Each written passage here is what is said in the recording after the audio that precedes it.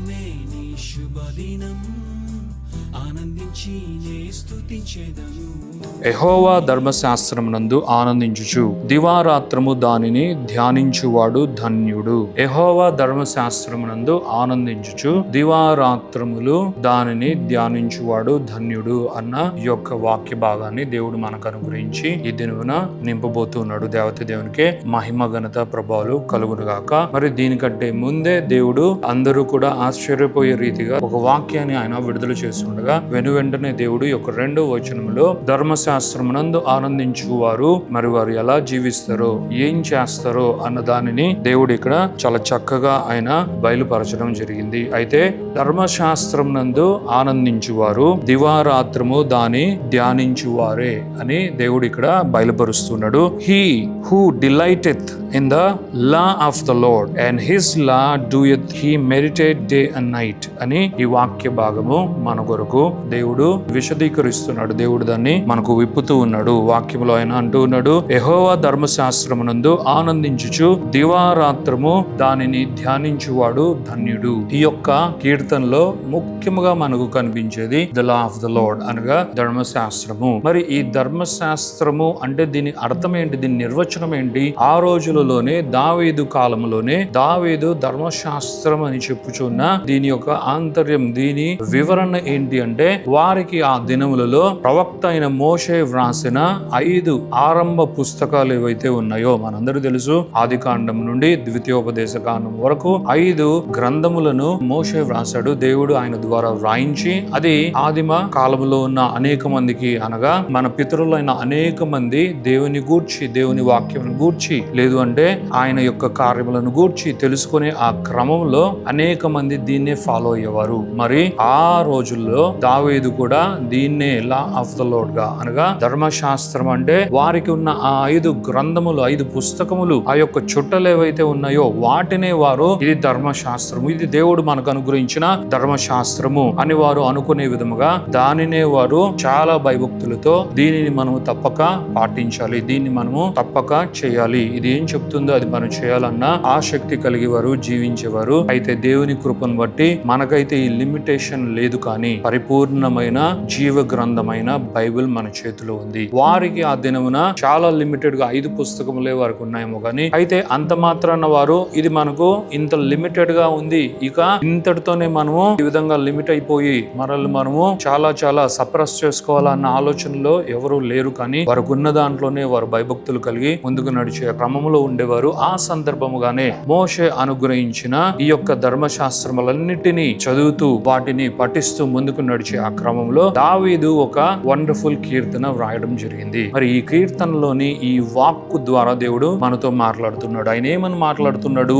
ఎవరు యెహోవా ధర్మశాస్త్రమునందు ఆనందించు వాళ్ళుగా ఉండాలని ఆశపడుతున్నారు, ఆనందించేవారు ఎలా ఉంటారు అన్నది దేవుడు మనకు అనుగ్రహించినట్లుగా ఈ కీర్తనను మనకు దావీదు అనుగ్రహించగా, మరి 2వ భాగంలో ఏం చెప్తుంది? దివారాత్రము దానిని ధ్యానించువారు ధన్యులు. మరి మరింత లోతుల్లోకి మనం గనక వెళ్ళగలిగితే ఇది ఏమి సెలవిస్తుంది? ఎవరైతే ఈ వాక్యాన్ని పఠిస్తున్నారో, ఎవరైతే దీని ప్రకారం జీవిస్తున్నారో ఒక వండర్ఫుల్ బ్లెస్సింగ్ వారి కొరకు వెయిట్ చేస్తుంది. ఈ కీర్తనను పాడిన దావీదు కూడా ఒక వండర్ఫుల్ బ్లెస్సింగ్ ని ఎవరైతే ధర్మశాస్త్రమునందు వారి ఆనందాన్ని, సంతోషాన్ని వ్యక్తపరుస్తారో, నాకు ధర్మశాస్త్రం ఉంది చాలు, నాకు దేవుని వాక్యం ఉంది చాలు అని ఎవరైతే అనుకొని దాని యందు ఆనందించు వాళ్ళుగా ఉన్నారో వారికి ఒక వండర్ఫుల్ బ్లెస్సింగ్ ని దావీదు ఇక్కడ ప్లేస్ చేస్తున్నాడు. దావీదు పలుకుచున్న ఈ వాక్కును బట్టి, లేదు అంటే ఆయన అనుగ్రహించిన ఈ కీర్తనను బట్టి ఒక వండర్ఫుల్ బ్లెస్సింగ్ వెయిట్ చేస్తుంది. ఏంటి దీని ఆంతర్యం ఏంటి, ఏం చెప్తుంది అని కనుక మనం లోతుల్లోకి వెళ్ళగలిగితే దావీదు సింపుల్ గా ఏం చెప్తూ ఉన్నాడు అంటే, ధర్మశాస్త్రమునందు ఆనందించువారు అతి ప్రాముఖ్యంగా ధర్మశాస్త్రమును వారు దివారాత్రములు ధ్యానించు వారై ఉన్నారు. ధర్మశాస్త్రములు దివారాత్రములు ధ్యానించకుండా మరి ఆ ధర్మశాస్త్రమునందే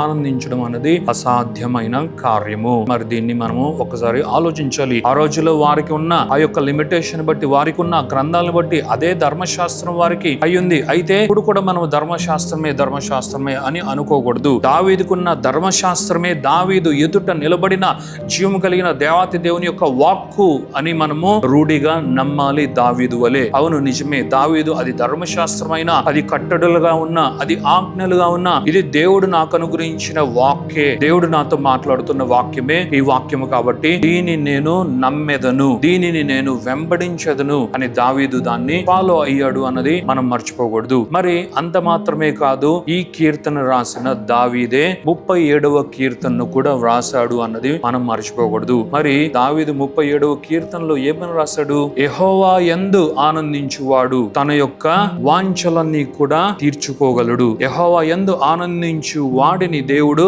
వాని హృదయ వాంఛలన్నీ కూడా తీరుస్తాడు అన్న వాక్కు మనం 37వ కీర్తనలోని 4వ వచనంలో మనం చూడగలము కదా. మొదటి కీర్తన 2వ వచనము మాత్రమే కాకుండా ఈ 37వ కీర్తన కూడా దావీదే వ్రాయగా ఈ రెండిటికి కూడా పోలిక ఉంది. ఈ రెండు కూడా ఒకే అర్థం వచ్చేలాగా దావీదు మరి ఈ కీర్తన వ్రాయడం జరిగింది. మరింత లోతుల్లోకి గనక మనం వెళ్ళగలిగితే దేవుని వాక్యం మనకు ఏం బయలుపరుస్తూ ఉంది అంటే, ఎవరైతే యెహోవా యందు ఆనందించగలిగే స్థితిలో ఉన్నారో, యెహోవా యందు నేను ఆనందించగలను, మిగిలిన వాటి యందు నేను ఆనందించకపోయినా యెహోవా యందైతే నేను ఆనందించగలను అని ఎవరైతే అనుకుంటున్నారో, మరి యెహోవాను వారు దివారాత్రములు ధ్యానించు వాళ్ళుగా ఉన్నారు అని మరొక అడుగు ముందుకు వేస్తూ దావీదు ఈ కీర్తన ద్వారా మనకు తెలియపరుస్తున్నాడు, మనకు నేర్పిస్తున్నాడు.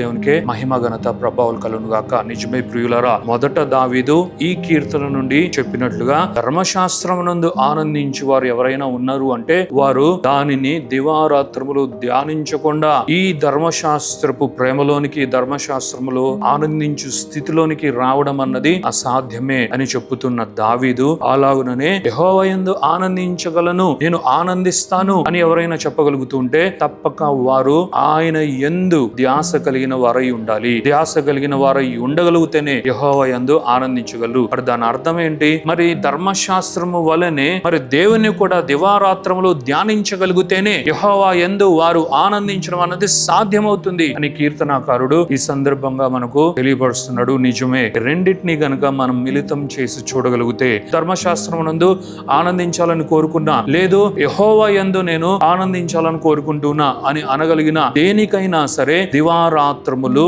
నీవు వాక్యాన్ని ధ్యానించగలిగి ఉండాలి. అలాగుననే దేవుణ్ణే నీవు గనక ధ్యానించగలిగే స్థితిలో ఉండగలిగితే దీని అర్థం అదే దావీదు రాస్తున్నాడు. ధర్మశాస్త్రమును కావచ్చు, అలాగే దేవుని కావచ్చు, దివారాత్రములు గనుక నీవు ధ్యానించగలిగితే దేవుని యందు ఆనందించగలవు. నీవు తప్పక ధర్మశాస్త్రమునందు ఆనందించగలవు. ఇదే దేవుడు నీతో మాట్లాడుతున్నాడు. మరి ఈ మెడిటేషన్ అన్న యొక్క హీబ్రూ వర్డ్ కి ఇంకొక మీనింగ్ కూడా వస్తుంది, అదే imagination or you imagining about a particular thing అని ఈ మీనింగ్ కూడా వస్తుంది. ప్రియమైన దేవుని బిడ్డలారా, అనగా మనము ధ్యానించడము అని అంటే మన యొక్క మతిలో దేన్నైతే మనం కోరుకుంటున్నామో, దేన్నైతే మనం ఇష్టపడుతున్నామో, దేన్నైతే మనం ప్రేమిస్తున్నామో దానిని మనస్కరించి ఊహాజనితమైన ఆ లోకం అంతా కూడా మనం అనుకుంటున్న దీనినే మనం నింపుకొని ఉన్నాము.